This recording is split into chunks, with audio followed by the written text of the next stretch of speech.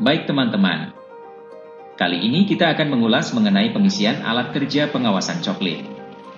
Seperti yang kita lihat bersama di dalam form ADP1 ini. Di tabel pertama berisi identitas pengawas. Silahkan isi nama, jabatan, nomor HP, nama kelurahan, nama kecamatan, dan seterusnya. Selanjutnya di tabel kedua, berisi informasi jumlah TPS dan jumlah kepala keluarga. Data ini diisi berdasarkan jumlah TPS dan jumlah kepala keluarga di tingkat desa atau kelurahan. Misal jumlah TPS 11 dan jumlah kepala keluarga 664. Selanjutnya di tabel ketiga berisi rekapitulasi jumlah hasil pengawasan kepala keluarga di setiap TPS. Isi nomor TPS yang sesuai. Di tabel ini terdapat 3 jenis identifikasi yang harus diperhatikan. Pertama, sudah tercoklit dan tidak ditempel stiker coklit. Yang kedua, belum dicoklit dan sudah ditempel stiker. Dan yang ketiga, sudah dicoklit dan sudah ditempel stiker. Ketiga jenis identifikasi ini diisi sesuai jumlah sampel uji petik yang ditemukan. Dan yang perlu diingat, dalam pengisian tabel ini berbasiskan jumlah kepala keluarga yang menjadi sampel uji petik.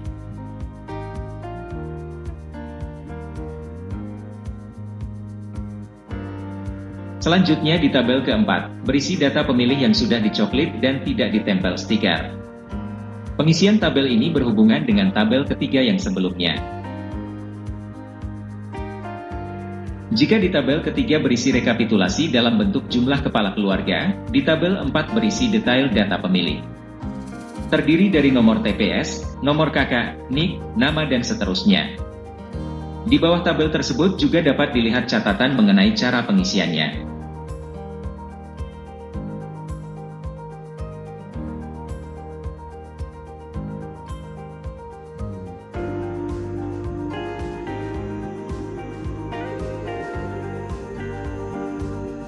Kita lanjut ke tabel kelima, mengenai data pemilih yang belum dicoklit dan sudah ditempel stiker. Tabel kelima ini juga masih berkaitan dengan tabel ketiga, pengisiannya lebih kurang sama dengan pengisian tabel keempat. Di bawah tabel tersebut juga dapat dilihat catatan mengenai cara pengisiannya.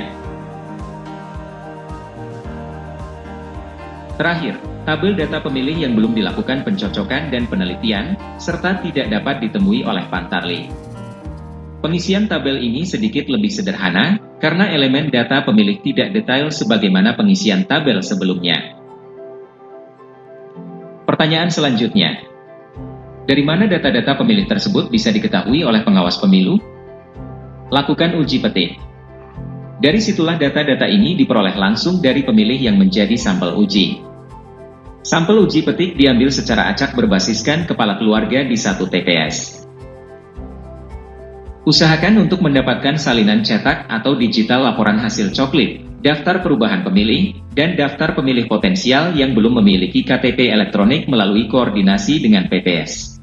Namun jika tidak bisa didapatkan, tuangkan di formulir A hasil pengawasan dengan menuliskan alasan PPS tidak memberikan. Lantas bagaimana jika saat uji petik dilakukan, ditemukan kondisi-kondisi yang tidak bisa dituangkan di dalam form ADP1 tersebut? Tenang. Ada alat kerja lain yang bisa mengakomodir kondisi tersebut. Ada alat kerja form ADP7, di form alat kerja itulah bisa diuraikan. Dan akan kita bahas di kesempatan berikutnya. Jadi, sementara ini dapat disimpulkan, bahwa dalam pelaksanaan pengawasan subtahapan coklit ini, pengawas pemilu dapat merekam semua hasil pengawasan di dalam form A, ADP1, dan ADP7.